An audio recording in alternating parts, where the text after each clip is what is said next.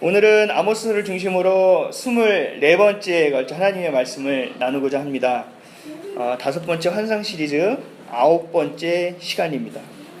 지난주에도 말씀드렸다시피 아모스 9장은 아모스의 마지막 장인과 동시에 5가지 환상, 이스라엘 하나님이 어떻게 심판하실 것이다라는 것을 보여주시는 마지막 환상이 기록되어 있는 장입니다.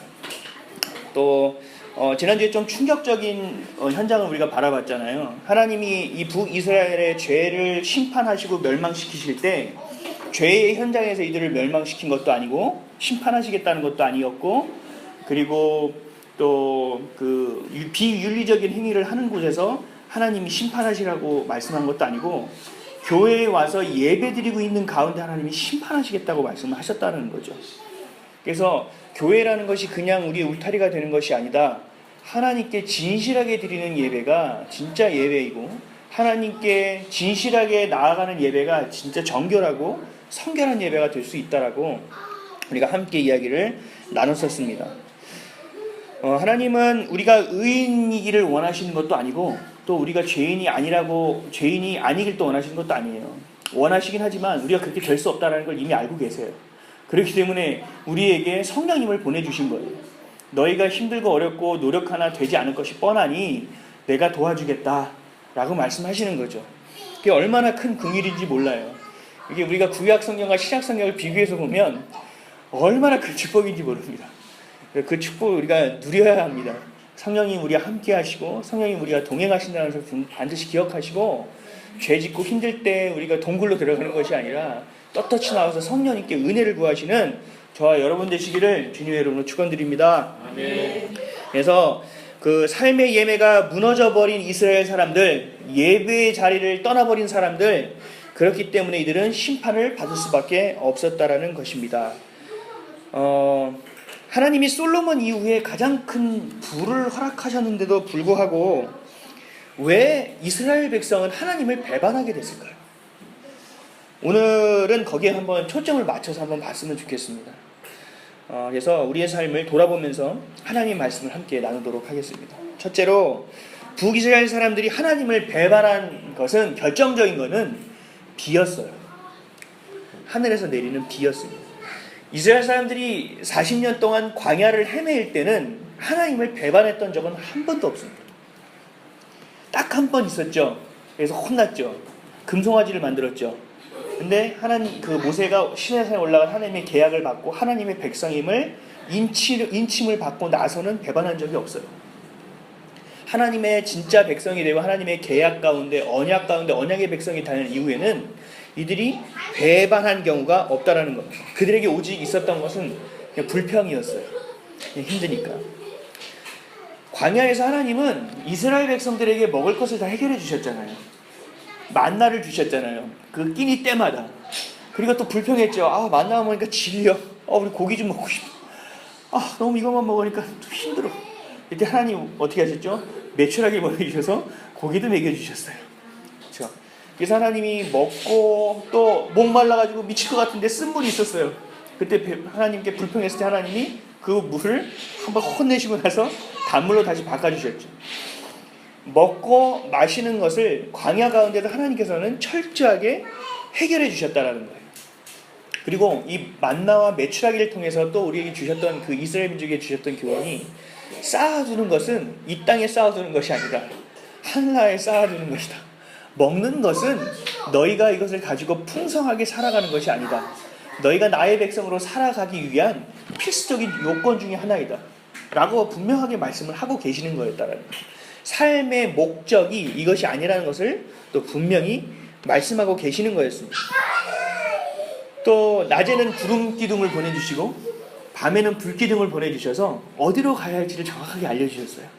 그래서 산에 올라가면, 산 잘 타는 사람이 맨 앞에 서잖아요. 힘들면 그 사람 발만 보고 따라가면 됩니다. 따라가다 힘들어요. 그러면 조금만 올라가서 쉴 때가 나옵니다. 그래서 가서 쉬어서 어디서 오이를 하나 먹든지 사과를 하나 먹든지, 또 그러다 또 다시 출발해서 또 목적지를 향해 갑니다. 하나님은 구름 기둥을 보여주시고 밤에 또 이동해야 될 상황이 됐기 때문에 또 불 기둥으로 이동해 주셔서, 보여주셔서 우리에게 갈 바를 정확하게 알려주셨어요. 고민하고 갈등하지 않게 해주셨어요. 그죠? 그런 것뿐만 아니라 이 불기둥과 구름기둥을 통해서 지켜주시기까지 했어요. 다른 민족이 이들을 감히 와서 돈 내놔, 야 니네 양 내놔, 니네 여자들 내놔, 노예로 삼을 거야, 이렇게 하지 못하게 하셨어요. 이 당시에 고대 근동의 이 시대는 해적이 그냥 판을 치고 있는 시대예요. 어디 가다가 그냥 칼 들이대고 찌르면 끝이에요. 그리고 그냥 가다가 뺏으면 그만이에요. 어디 가서 찾고 뭐 뺏어오고 이럴 수가 없었던 시절이에요. 그래서 이스라엘에는 나그네법이라는 게 있어요. 그런 것이 너무 흉흉했기 때문에 누구든지 나그네가 될 수 있다. 그리고 우리의 인생 자체가 나그네다.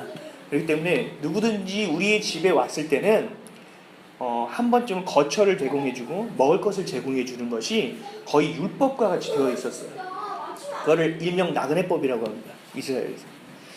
그래서 하나님은 그렇게 늘 하나님만을 쫓아 살아갈 수밖에 없게끔 광야 가운데서 이들을 훈련시키셨다는 거예요.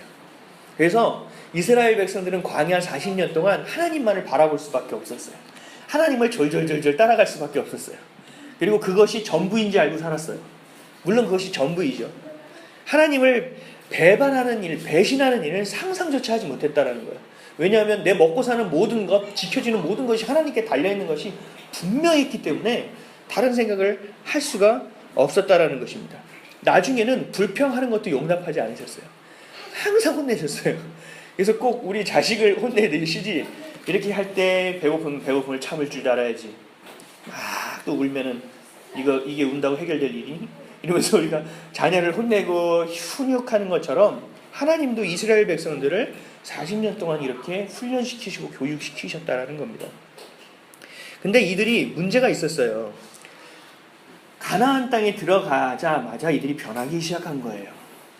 왜냐하면 이제는 거주할 땅이 생겼고 거처할 집이 생겼고 안에서 농경 생활을 하는 생활로 바뀌어졌기 때문에 그렇습니다. 우리도 그래요. 교회 안에서 생활하는 우리 대현 형제를 보면 참 교회가 참 중요하다는 것을 다시 한번 알게 돼요. 그 교회 학교에서 교회 생활을 하면서 거기서 많은 것들을 습득하고 거기서 리더십을 배우고 거기서 하나님의 말씀을 알고 그래서 그 말씀에서 떠나가지 않는 삶을 살려고 노력하고 굉장히 건강하게 자라가는 모습. 저도 마찬가지였고 교회 다니는 친구들이 거의 대부분 그래요. 그래서 세상 사람들이 아유 저 순딩이, 아유 저 바보 같은 놈, 아유 저 빙 이렇게 얘기하더라도 그 안에서 하나님을 만나는 것이 좋고 이것이 전부인지 알고 살아갔기 때문에 교회 학교에 이렇게 붙어 있는 거예요.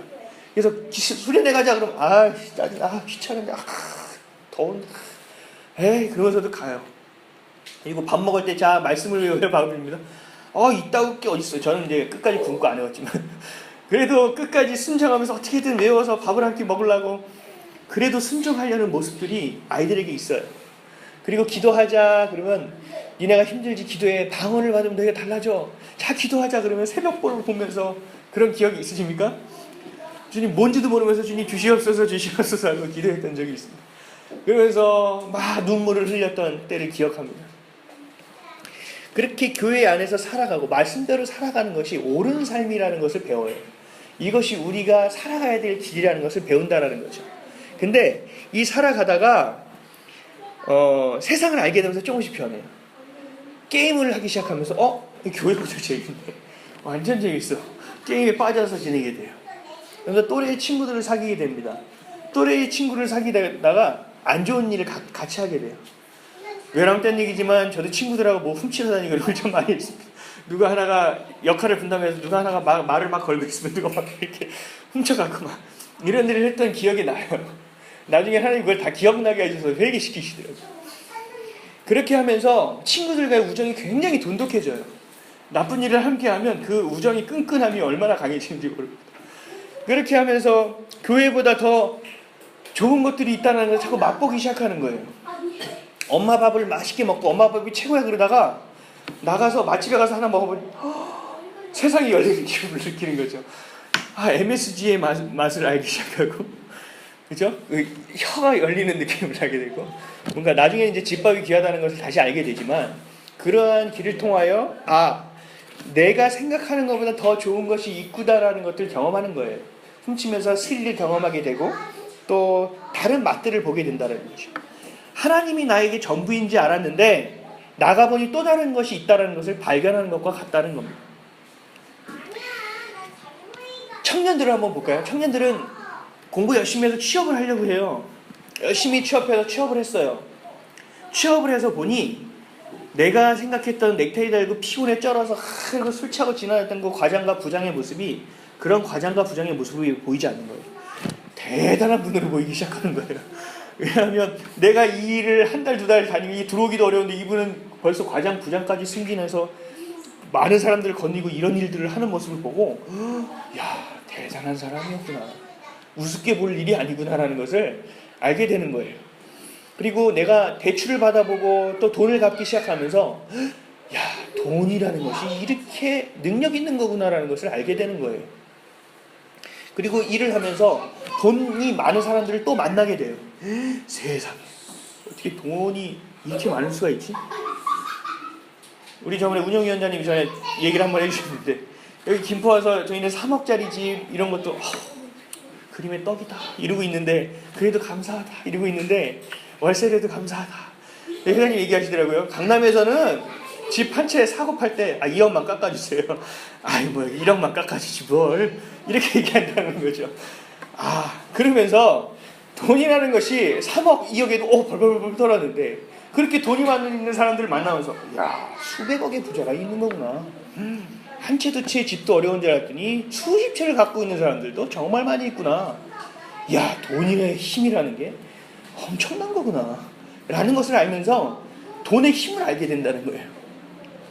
당장 내가 살아갈 때 먹고 살아가는 문제들, 힘든 문제들 이런 것들을 어렸을 때 하나님이 부모를 통해서 이렇게 다 부어주다가 이제 내가 경작을 해야 되고 내가 살아가야 되는 그 상황이 오니 정말 이것이 힘든 것이라는 것을 깨달을 뿐만 아니라 이것이 얼마나 값진 것이라고 아는데 이것이 하나님이 주시는 것임에도 불구하고 그것을 가지고 있는 사람들을 보며 이 가지고 있는 사람들에게 내 눈과 시선이 쏠리게 된다는 겁니다. 그것이 문제라는 거죠. 하나님이 전부인 줄 알고 살아왔던 광야에서 살았던 이스라엘 민족들이 와서 농사를 지어보니까 하나님한테 기도를 해도 하나님이 응답을 내려주시지 않는 거예요. 왜냐하면 하나님이 이들이 범죄를 하고 불평할 때는 철저하게 외면하셨거든요. 비를 내려야 될 타이밍에도 비를 내리지 않으셨어요. 이른 비를 내려야 될 때 늦은 비를 기다려야 될 때 그 늦은 비는 수확에 가장 중요한 그 비였는데도 불구하고 아무리 기도해도 안 됐을 때 근데 옆에 있는 가나안 땅에 있는 사람들 바알신을 섬기는 사람들을 보면 아니 이 사람들이 잘 산다는 거죠.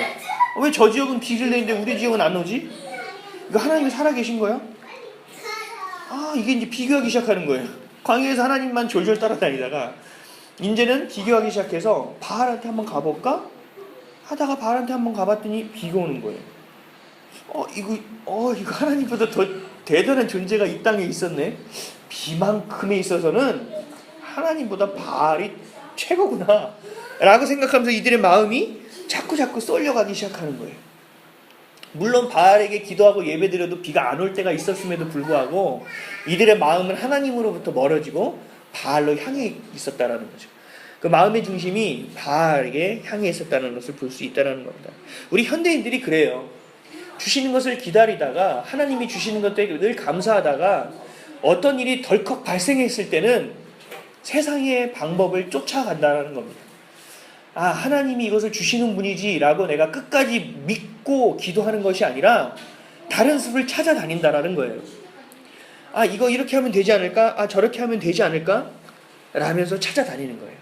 이스라엘 민족이 광야 가운데서 하나님만을 찾다가 가나안 땅에 들어가 바알을 찾는 것과 똑같은 상황이 우리에게 벌어지는 거예요.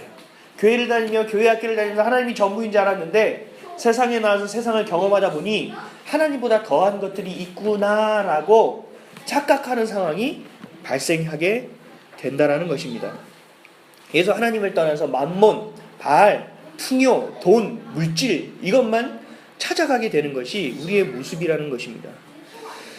오늘 이스라엘의 하나님은 우리가 믿고 있는 하나님은 비에 대해서는 일가견이 있으신 분이에요. 오늘 본문 5절 6절 다시 한번 읽어보겠습니다. 시작. 주 만군의 하나님 거기 거주하는 자가 애통하게 하시고 그 온 땅이 강에 넘침같이 솟아오릅니다. 애굽 땅 강같이 낮아지게 하시는 이요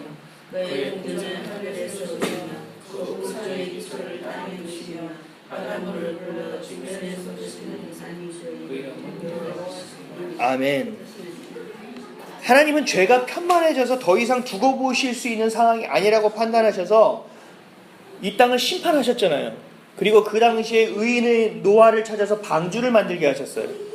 그렇죠? 그래서 하나님이 그들에게 심판한 건 뭘로 심판하셨죠? 물로 심판하셨다는 거예요.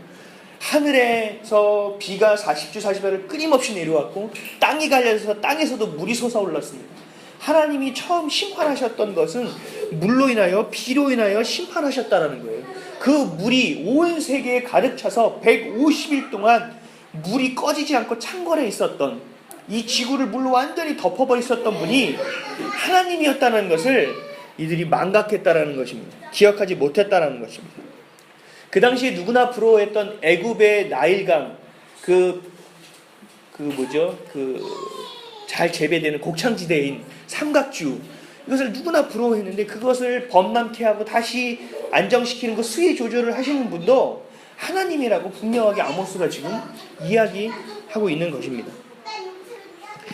하나님이 그러한 주권자이심을 알면서도 불구하고 이스라엘 백성은 당장 눈앞에 있는 것들 때문에 가장 큰 하나님을 버렸다라는 거죠. 사람들이 누구나 그토록 애타게 삶을 불태우고 찾고 쫓는 물질과 건강과 권력이 모두 하나님의 것임이라는 것을 잊게 되는 겁니다. 착각하게 되는 겁니다. 지금껏 나를 살리셨던 하나님이 앞으로도 나를 살려주시고 나를 먹여주실 거라는 것을 잊어버린다는 겁니다. 내가 나가서 눈이 획가닥하는 거죠. 돈을 보고 물질을 보고 권력을 보고. 그렇기 때문에 하나님이 우리 모든 것을 이루어주신 임에도 불구하고 우리는 자꾸 망각하게 된다는 것입니다. 왜 우리는 그러면 체험을 받지 못하고 살아가는 걸까요? 왜 체험을 받지 못하고 살아갈까? 늘. 왜 맨날 부족하다고 생각하면서 살아갈 수밖에 없을까? 그것은 마치 하나님이 나일강의 수위를 조절해 주시는 것과 같아요. 하나님이 우리의 믿음의 분량에 따라서 그 수위를 조절해 주시기 때문에 그렇습니다. 믿음의 분량을 넘어서 얻게 되는 것은 저주라고 이야기할 수 있어요. 우리 아이들 다 키워보셨잖아요. 2살, 3살 됐을 때 얼마나 예뻐요. 까르르 웃고 엄마 아빠만 보면 그냥 막 빠끄빠끄 웃잖아요. 그죠? 그냥 좋대요. 그래서 엄마 아빠도 그 아이들 보고 너무 좋아요. 그래서 이유식을 먹일 때 이렇게 먹다가 자아가 생겨가지고 지가 먹겠대요. 이제 숟가락 내놓으라는 거죠. 가지고 코로 넣는지 입으로 넣는지 막 턱에다가 막 다 문대고 옷에다가 흘려대면서도 지가 먹겠대요. 그러다가 엄마 아빠가 밥 먹는 모습을 보면서 막 붙이면서 젓가락 달라는 거죠. 나도 젓가락 한번 지워보고 싶다는 거죠. 아유 너무 이뻐가지고 젓가락 한번 이렇게 지워줘 봤어요. 그래 니도 젓가락질 한번 해보고 싶나? 그러면서 젓가락 지웠더니 좋다고 막 흔들어대는 거죠. 하나 얻었다고 막 흔들어대는데 그럴 때 여러분들 어떻게 하시겠어요? 어이구 이놈이 지휘를 하는구나, 얘 달란트 음악에 있나 보구나, 이렇게 생각하시겠어요? 이거 큰일 나겠네. 얘 이러다가 눈 찌르겠네. 이거 큰일 나겠다. 안돼 뺏어. 다시 달라고 또 막 붙여도 안돼. 미안해, 이건 너가 아직 아니야. 아기에게도 젓가락질을 해야 될 때가 있다라는 겁니다. 아이도 많은 반찬을 보고 내가 선택해서 먹을 수 있는 때가 있는데 지금은 너가 숟가락 하나만으로도 족하다라는 거예요. 야, 네가 김치를 먹겠냐? 네가 된장찌개를 먹겠냐? 너는 앞에 있는 이유식만 먹으면 되는데 다른 거 필요 없다. 숟가락 하나만 있으면 된다. 숟가락 가지고 한번 먹어라. 아이에게는 아직 숟가락 하나면 족하다라는 거예요. 요즘 TV 보면은 먹는 거 어마어마하죠. 한 1년 이상 되는 것 같아요. 지금 먹방 틀면 먹는 거. 제가 예전에 그 청년부 때 친구들하고 이렇게 얘기하고 하면 참 답답했던 게 많아요. 얘기를 하면 저는 항상 어떤 존재론적 이런 철학적인 얘기를 하고 싶은데 다들 앉으면 드라마 얘기하고 있고 강아지 전염병 어쩌고저쩌고 강 하나씩 키우니까 또 강아지에 대한 얘기하고 있고 연애에 대한 얘기만 하고 있고 막 속이 터지더라고요. 난 과연 누구랑 얘기를 해야 되는가 얘기해서 막 답답하고 아직 때가 아니었던 거였더라고요. 그래서 그 아이들을 위해서 기도하고 할 때 나중에는 그러한 기도하고 서로 얘기할 수 있는 타이밍이 또 됐어요. 그러니까 그러한 때가 있다라는 거죠. 그 먹방도 보면 요리를 하는데 그 15분 내에 요리를 확 만들어내는 거 있죠. 그 연예인 냉장고 하나 갖다 놓고 진짜 놀랍습니다. 놀라워요. 그 칼질하는 거 보면 가서 나와서 다 연예인처럼 보이고 그냥 대충 하는 것 같은데 요리하는 거 15분 만에 팍 쓰는 거 그 칼질 하나에 정말 감탄스럽습니다. 존경스러워요. 저 사람이 저렇게 칼질하기까지 여기에 있는 음식을 가지고 그 요리를 하나에 조합해내기까지 얼마나 많은 요리를 해봤고 얼마나 많은 재료를 먹어봤고 얼마나 많은 것들을 썰어보고 얼마나 많이 다쳐봤을까. 참 존경스럽고 참 대단한 분들이다 라고 생각을 해요. 근데 그 칼이 그 이연복이라는 셰프는 또 이 직사각형 같은 칼을 가지고 막 통통통통통통 칼 무게를 썰어대더라고요. 좀 무식하게 보이는 칼을 가지고. 근데 그런 칼을 어떤 사람이 들고 이 동네를 활보하고 다닌다고 생각해 보세요. 갑자기 지나가는데 그 칼을 들고 이렇게 지나가. 어떤 생각이 드시겠어요? 무섭지 않으시겠어요? 정말 가슴이 덜컥 내려앉을 것 같아요. 그냥 무서운 게 아니고 두려울 것 같아요. 걱정될 것 같아요. 똑같은 칼을 들어도 그 사람의 분량에 맞는 것들로 사용되어진다는 거예요. 셰프면 사람들에게 먹이고 그것들을 만들어서 먹었을 때 그 사람의 표정을 보고 만족감과 보람을 얻는 사람이 셰프인데, 그 셰프가 아닌 어떤 정신적으로 인지가 부족한 사람이 칼을 들고 다닌다면 그거는 누군가를 해치고 내 분노를 해결할 수 있는 도구로밖에 쓰여지지 않는다라는 겁니다. 그래서 하나님은 우리가 늘 체험을 받지 못하는 이유는 우리의 믿음의 분량이 하나님이 원하시는 적정인 수위에 올라와 있지 않기 때문에 그렇다라는 거예요. 하나님은 우리에게 믿음의 상태를 보신다는 거예요. 그래서 광야에서 생활했던 때 하나님의 것들만 바라보고 갔던 이스라엘 민족들, 그러나 정작 세상에 나와 내가 경작을 할 때 하나님이 아닌 다른 것들이 필요하다고 생각돼서 그것들을 찾을 때 하나님은 그 필요를 채워주지 않는 모습. 그렇기 때문에 우리가 믿음의 분량, 믿음의 수위, 하나님을 향하신 철저한 믿음을 갖고 나아가야 된다는 것입니다. 그래서 눈앞의 것이 아닌 하나님을 향한 그 신뢰와 믿음이 강건해지시는 저와 여러분 되시기를 예수 그리스도의 이름으로 축원드립니다. 두 번째로는요, 우리 믿음의 분량을 보시고 그 수위를 보시는 그 기준점이 있어요. 요 정도 되면, 우리도 홍수가 되면 요 정도면은 범람할 수 있어. 야, 니네 댐 경계해. 우리 방출해. 이렇게 서로 간에 이야기를 하는 것처럼 또 얘기하죠. 서로 간에 형제나 너 친구들끼리, 야, 내 여기까지 하면 돼. 한 번만 더 하면 나 가만 안 있어. 나의 수위가 있어요. 그렇죠? 그것처럼 하나님도 우리에게 축복해 주시기 위한 그 믿음의 수위가 있다라고. 그게 뭐냐면 하나님 바로미터라고 그러죠. 그게 뭐냐면 마음이라는 거예요. 잠언 21장 2절에 사람의 행위가 자기 보기에는 모두 정직하여도 여호와는 마음을 감찰하시느니라. 아멘. 하나님 우리의 행위를 보는 것이 아니라 우리의 마음을 보고 있다고 정확하게 말씀하세요. 세상 사람들이 내 행위를 보고 대단해. 어떻게 그렇게 할 수가 있지? 그렇게 살 수 있지? 어떻게 그 상황에 그런 행동을 할 수가 있지? 대단하라고 이야기하더라도 그 판단을 하나님이 보실 때 그의 마음을 보고 판단하신다는 거예요. 네 마음이 인정받고 싶어 하는 거였구나. 그렇다면 이제 미안하지만 내가 너에게 줄 상금은 없다. 밑에서 충분히 칭찬받아. 이렇게 얘기하는 거예요. 아나니아와 삽비라가 교회가 처음에 세워질 때 자기의 땅을 팔아서 하나님께 온전하게 가져왔죠. 가져왔는데 그것을 얼마 숨겼어요. 그리고 나서 가져왔다고 우기다가 그 앞에서 요절해서 죽는 모습을 우리가 봐요. 근데 그래서 우리가 정직해야 된다라고만 하지만 그 앞절에 어떤 내용이 있냐면 바나바라는 사람이 먼저 헌금을 했어요. 건축 헌금을 했어요. 그래서 사람들이 추앙을 받았어요. 대단해. 바나바 그렇게 잘 사는 것도 아닌데 어떻게 교회를 위해서 그렇게 헌금을 할 수가 있지? 저 믿음은 대단한 거야. 나는 못해. 나도 저런 믿음이 언젠간 될 수 있겠지? 하면서 바나바 대단한 사람이야. 이렇게 했는데 그걸 보고 아나니아와 삽비라가 그래.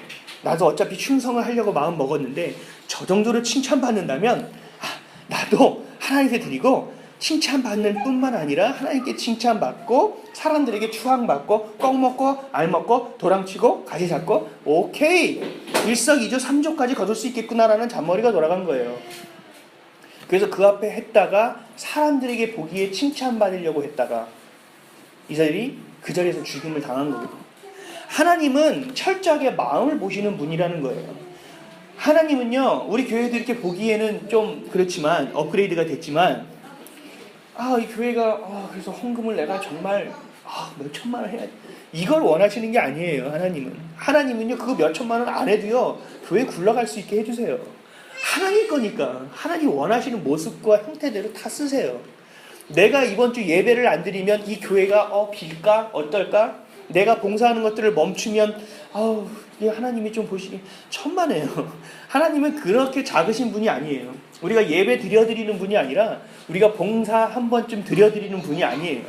하나님은 만군의 하나님이시고 여호와 하나님이시고 이 세상을 천지 만군을 지으시고 우리의 생사화복을 주관하신 하나님뿐만 아니라 우리의 마음을 감찰하시고 들여다보시는 하나님이라는 겁니다.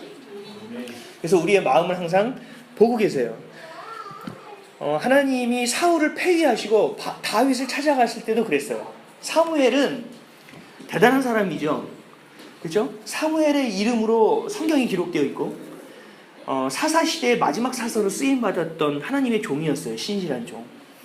사울을 폐위시키고 다윗을 찾아가서 새 기름을 부으라고 하나님이 사무엘에게 얘기해서 이새의 집으로 갔어요. 다윗의 아버지 이름 이새인 건 아시죠? 이새의 집으로 가서 기름을 부으려고 딱 들어갔는데 너무 잘생긴 훈남이 딱 서 있는 거예요. 아버지, 제가 오늘은 이러면서 아버지랑 얘기하고 있는 모습을 봤어요. 자, 뒤에 후방도 보이는 것 같고 키도 크고 눈도 부리부리하고 코도 높고 머리도 막 철렁철렁 너무 아름다운 거예요. 이러구나. 이에게 기름을 부어야겠구나. 그 아들의 이름은 엘리압이었어요. 기름을 부으러 가는데 하나님이 뭐라고 하셨냐면 사무엘상 16장 7절에 여호와께서 사무엘에게 이르시되 그의 용모와 키를 보지 말라. 내가 이미 그를 버렸노라. 내가 보는 것은 사람과 같지 아니하니 사람은 외모를 보거니와 나 여호와는 중심을 보느니라 하시더라. 아멘. 하나님이 엘리압에게 사무엘이 기름을 부으려는 순간 말씀하신 거예요. 사무엘이 영안이 많이 열려있는 하나님의 종임에도 불구하고 그 또한 사람이었기에 사울에게 기름 부었던 것을 생각하며 사울처럼 용모가 준수한 사람을 찾은 거죠. 그러나 하나님은 그게 아니었다라는 거예요. 새파랗게 어린 양치고 다니고 막 깽가리 막 돌리고 다녔던 막 코가 이렇게 막 묻어 다녔던 다윗을 선택한 거예요. 하나님은요 얼마나 좋으신 하나님이냐면 우리가 중학교 3학년이라고 무시하지 않고 우리가 하나님께 좀 믿음이 분량이 적다고 무시하지 않으세요. 하나님은 그렇다고 세계 최고의 교회를 지은 목사님을 더 사랑하지도 않으세요. 하나님은 우리에게 맡겨진 사명이 있기 때문에 그 사명을 이루어야 될 것들을 항상 기억하고 계세요. 우리나라의 최고의 통수권자도 못하는 세계 최고의 목사님도 못하는 어떤 누구도 스티브 호킹 박사도 못하는 나에게만 잘할 수 있는 하나님이 그것을 주셨거든요. 그것에 대한 것들을 항상 기대하고 계세요. 그 길을 걷기를. 근데 거기서만 그치는 것이 아니에요. 그 일을 통하여 그 일을 하고 있는 그 모습으로 우리를 보세요. 그렇기 때문에 하나님 우리를 동역자로 여겨주시는 거예요. 그래서 어린아이도 함부로 하지 않으시는 거예요. 왜냐하면 나의 사명을 함께 감당하는 이 하나의 영혼이라는 거예요. 그냥 구원받는 차원에서 끝나는 것이 아니라는 거죠. 내 동역자라는 거예요. 저도 아내하고 이렇게 저렇게 하다가 안 좋은 생각이 들고 화도 나고 막 이럴 때는 무슨 생각을 동역자지라는 생각을 해요. 그래, 부부만도 아니고 그냥 아이를 키우는 그냥 부모로서만이 아니라 우리 둘은 동역자의 관계였지라는 생각을 해요. 그러면 또 마음이 달라져요. 이제 날 무시하나 막 이러다가도 동역자였지 이런 생각이 들면 제 마음가짐이 달라진다는 거예요. 하나님이 우리를 늘 그렇게 보시는 거예요. 언제는 예쁘고 다 이렇게 하지만 우리가 다 자라나 있는 모습을 늘 보고 계신다는 거예요. 그래서 그 마음이 하나님께로 늘 있기를 원하고 그 마음이 그 일로 가기를 원하고 그 방향으로 가기를 늘 기대하고 고대하고 기다리고 계신다라는 겁니다. 하나님 그래서 그 믿음의 분량이 채워지고 그 마음이 늘 하나님께로 향해 있는 사람을 늘 찾으시는 거예요. 그래서 우리가 그 촛대가 옮겨진다고 하죠. 내가 봉사를 나에게 준 것은 내가 하나님께 충성할 수 있는 기회인 거예요. 내가 번아웃 될 때까지 그 일을 막 하라는 게 아니라 내가 내게 주시는 그 기쁨이 넘치는 것들을 가지고 다른 사람에게 교회에 다 뿌려 넣으라는 거거든요. 그 네 분량의 수위를 낮추면서까지 하지 말라는 거예요. 늘 그 분량에 채워서 눌러 흔들어 넘치는 은혜를 가지고 교회를 세워나가는 일에 헌신하라는 거거든요. 네 분량이 채워져 있는 않는 사람은 아직 자격이 없다는 거예요. 너 쉬어. 릴렉스해. 다시 한번 충전해. 항상 하나님은 왜 그러시냐면 우리의 마음을 늘 보시기 때문에. 그게 무너지면, 내 마음이 무너지면 하나님과의 관계가 무너지게 돼 있고, 부부간의 관계가 무너지게 돼 있고, 자식간의 관계가 무너지게 돼 있고, 주의 종과의 관계가 무너지게 돼 있기 때문에 그렇다는 것입니다. 그래서 하나님은 이 수위를 조절하기 위한 것만으로 마음을 생각하는 것이 아니라 또 이렇게 말씀하세요. 잠언 4장 23절에 모든 지킬 만한 것 중에 더욱 내 마음을 지키라. 생명의 근원이 이에서 남이니라. 아멘. 그냥 수위를 조절하고 축복을 주시기 위한 판단의 조절의 기능뿐만 아니라 그냥 기준만이 아니라 이것은 너희의 생명의 근원과 같다라는 겁니다. 이것이 지키느냐 못 지키느냐에 따라서 너희의 구원도 결정될 뿐만 아니라 너의 삶의 척도가 바뀌어진다라는 거죠. 근데 이 마음을 지키는 게 쉽지가 않아요. 너무 힘들어요. 하기가 어려워요. 왜냐하면 우리는 환경과 상황과 조건과 여건에 따라서 늘 영향을 받는 연약한 인간이기 때문에 그래요. 저도 그렇고요. 그래서 우리는 이 삶의 늘 선택 가운데, 그 갈등 가운데 벌어지는 일, 그 선택의 기로 가운데서 하나님의 뜻을 구할 수밖에 없게 되는 거죠. 마치 광야에서 하나님의 뒤만 쫓아갔던 이스라엘 민족처럼 말씀으로 살아가는 것이 당연하게 여겨졌던 것처럼 하나님의 뜻을 구하는 삶을 살아내야 된다는 거예요.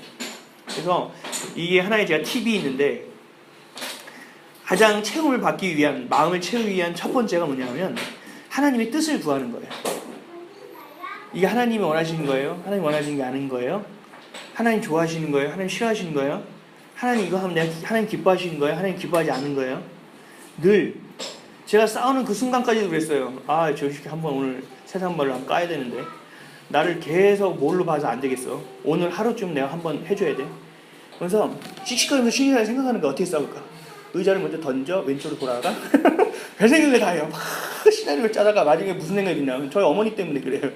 어머니가 늘 화장실에 앉으면 말씀을 붙여놓고 응가하는 자리에 꼭 말씀을 보게 만들고 TV 옆에 말씀을 붙여 그게 자꾸 떠나가질 않는 거예요. 그러면 생각을 마지막 이게 하나님이 기뻐하시는 일일까? 아닌 것 같은데. 이게 하나님 기뻐하시는 일이 아닌 것 같아요. 청년 때도 마찬가지예요. 우리 지금 성추행 사건이 어마어마하죠. 지금 바리촌을 시작해서 계속 줄줄이 터지네요. 신실했던 그 영화배우라고 알고 있는 사람까지 엊그저께 터졌어요. 그런 사람들이 다 그래요. 저에게도 그럴 수 있는 위기의 상황들이 있었어요. 그럴 때마다 어머니가 붙여놓은 그 말씀 때문에 너무 괴로웠어요. 음료로 가지고 하나님이 싫어하시는 길이고 막 그게 떠올라요. 또 그 갈등, 진짜 그 순간 그 앞에까지 가다가도 멈출 수밖에 없었어요. 하나님이 싫어하시는 일이구나. 하나님이 이거 하면은 후환이 두려운 거죠. 하나님이 이스라엘 민족을 어떻게 했는지 아니까 두려운 마음. 그래, 내가 여기서 한번 이겨도 폭풍이 더 세겠구나. 내가 한번 이 쾌락을 성취해도 후폭풍이 더 세겠구나.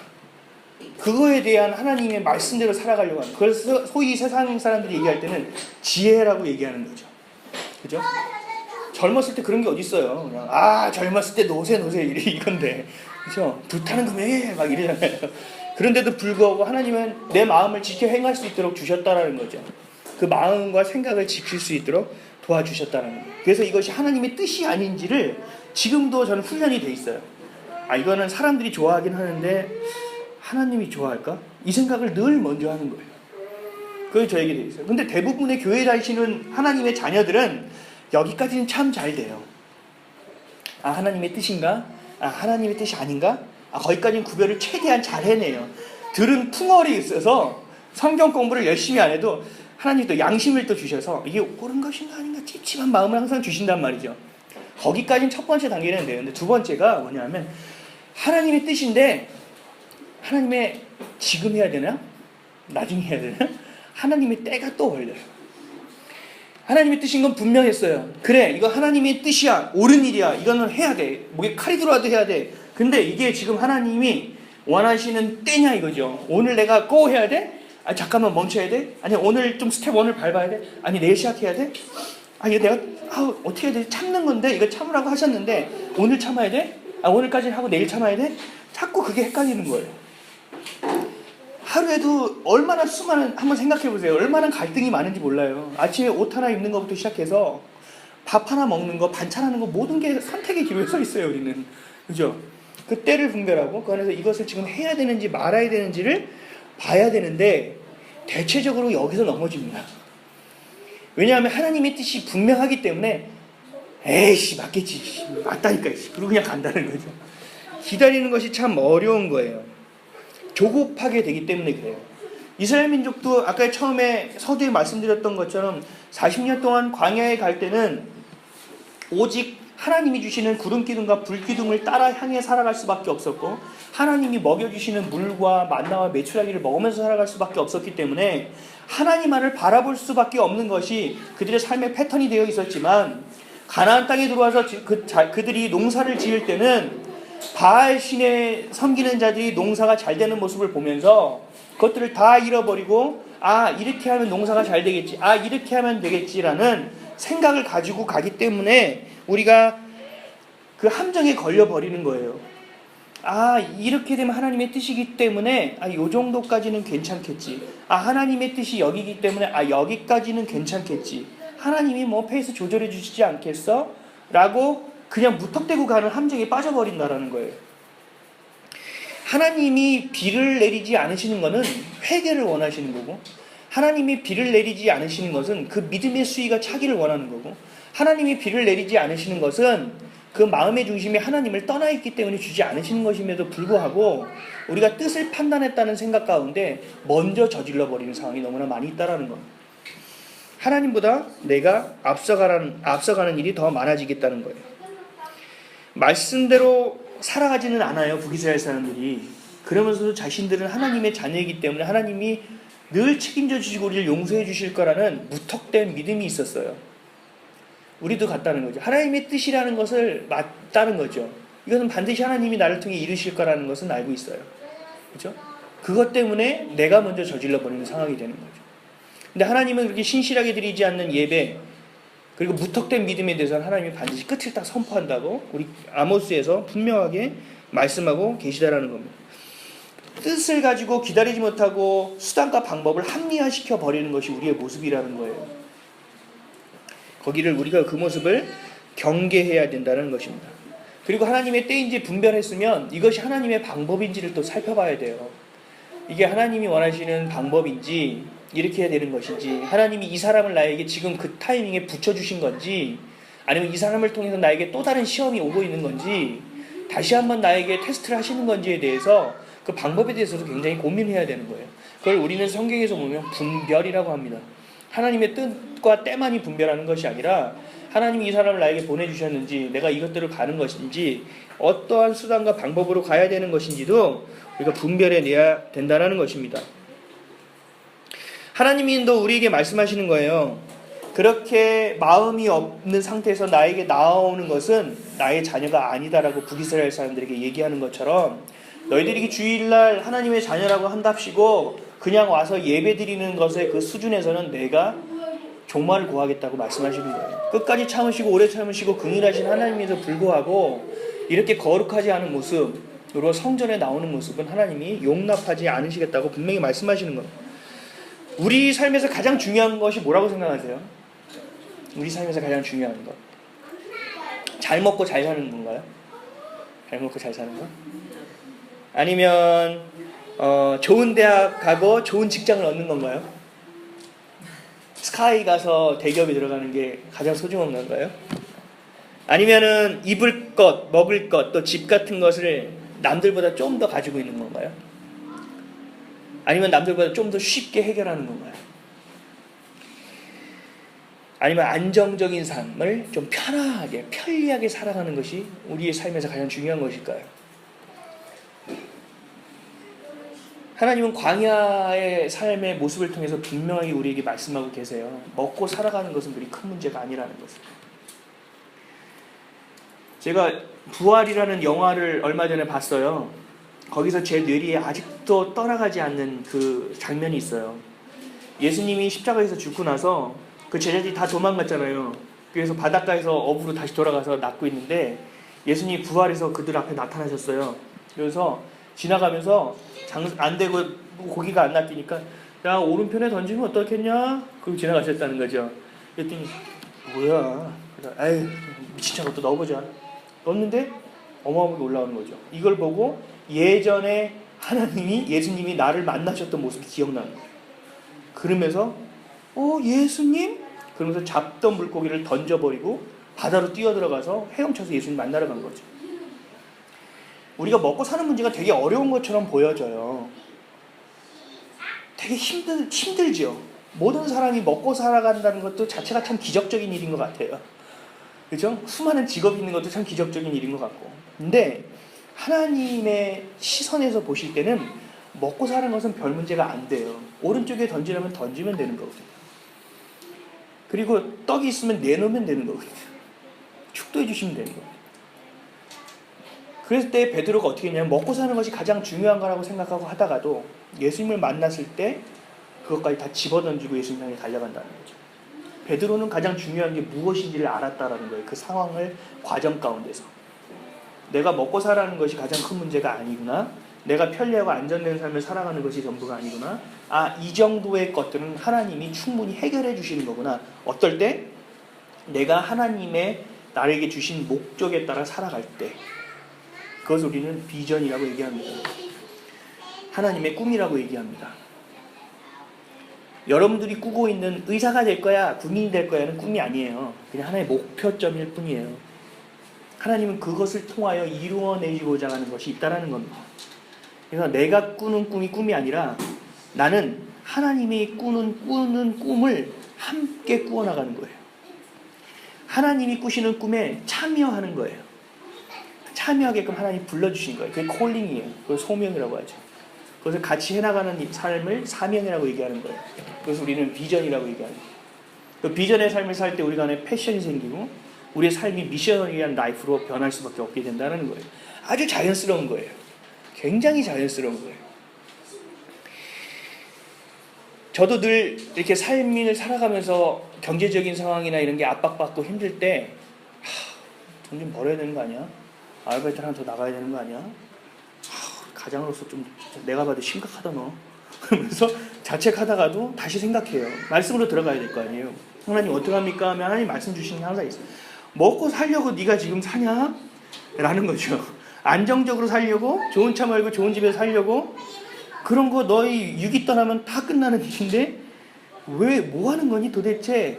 라고 얘기하시는 거예요. 그래서 작은 고난들을 주시는 것들이 wake up 하시는 거예요. 그때 정신을 못 차리면 그냥 골로 가는 거죠. 어려워지는 상황으로 간다라는 겁니다. 이 부분이 명확해야 돼요. 이 부분이 명확하지 않는다면 우리는 북이스라엘 사람처럼 바알을 쫓아가는 삶을 살아갈 수밖에 없대요. 여기서 잘 돼? 여기 가보자. 저기서 잘 돼? 저기 가보자. 휩쓸리는 상황밖에 되지 않아요. 내가 공부를 하면은 왜 공부하는지에 대한 정확한 이유를 가지고 있어야 돼요. 내가 이 학원을 가면 이 학원에 가서 배우고자 하는 목표가 무엇인지에 대한 정확한 게 있어야 돼요. 내가 이 음식을 먹고 싶은 거에 이유가 있어야 돼요. 기분이 좋아진다든가, 몸이 좋아진다든가, 뭔가 정확한 이유들이 있어야 된다는 겁니다. 오늘 교회에 오는 것에 이유가 있어야 되는 겁니다. 이 교회에 와서 내가 예배 드리는 것이 그냥 예배 드리는 것이 아니라 안식일을 지키라고 해서 예배 드리는 것이 아니라 하나님을 만나기 위해 나온 것이라는 것을 분명히 이유가 있어야 된다는 것입니다. 북이스라엘처럼 늘 바알을 향한 삶, 세상의 마음을 빼앗긴 삶, 그래도 교회에 머물러서 찝찝한 마음을 가누며 살아가는 삶을 살 때 하나님은 교회를 무너뜨리면서까지도 성도를 심판하시겠다고 얘기하고 계신다는 겁니다. 옛날에 마지막으로 하나만 더 얘기할게요. 옛날에 미답지론과 고지론이라는 것이 있어요. 신학자들이 굉장히 논쟁하고 신학생들까지 막 싸웠던 문제예요. 미답지론은 뭐냐면 우리가 하나님의 종이 된 것들은 테레사 수녀처럼 정말 빛도 없는 어둠 가운데 힘들어하는 사람들 가운데 가서 복음을 전하는 것이야. 그게 우리가 마땅히 해야 될 일이야 라고 얘기했고, 고지론은 뭐냐면 아니야, 공부를 열심히 해서 스카이 가서 높은 위치에 올라가서 영향력 있는 사람이 돼서 사장이 돼가지고 야 우리 예배 드리라고 다 모아드려서 그러면 어쩔 수 없이 예배 드릴 거 아니야. 그런 영향이 있는 사람이 돼야 돼. 이게 고지론이에요. 높은 고지. 미답지는 답지하지 않은 곳. 그 두 가지가 팽배했어요. 막 싸웠어요. 근데 나중에 어떤 분이 얘기했어요. 웃으면서. 아이씨, 똑같은 얘기 아니야? 어쨌든 두 개 다 하나님 영광을 위해 살겠다는 거 아니야. 하나님 종으로 살겠다는 거. 그럼 자기 주신 달란트에서 살면 되지. 끝이었어요. 그 이후로 그런 많은 이런 것이 되지 않았어요. 우린 되게 우습게 보지요. 근데 뭐냐면 그들의 고민은, 그들의 마음은 그래도 하나였어요. 하나님을 향한 삶을 어떻게 살아가야 될까라는 고민을 했던 거예요. 어떻게 살아가는 것이 하나님을 기쁘시게 하는 일일까라고 고민한 거예요. 오늘 아까 전에 우리 준비 찬양했던 찬양 기억하시죠? 나 주님의 기쁨 되기 원하네. 마음을 새롭게 해주셔서 새 부대가 되게 해달라고 기도하는 것. 그래서 주님의 빛을 보고 따라가는 삶을 살게 해달라는 이 기도가 있잖아요. 곡조 있는 기도, 이 찬양이 있잖아요. 그런 삶을 살아가기 원할 때 우리가 무엇이든지 구할 때 하나님 주시는 거예요. 그 목적에 부합할 때 하나님이 원하실 때 주시는 거예요. 필요할 때 주신다라는 것입니다. 그래서 그 기쁨을 향해 살아가시는 저와 여러분 되시길 주님의 이름으로 축원드립니다. 아멘.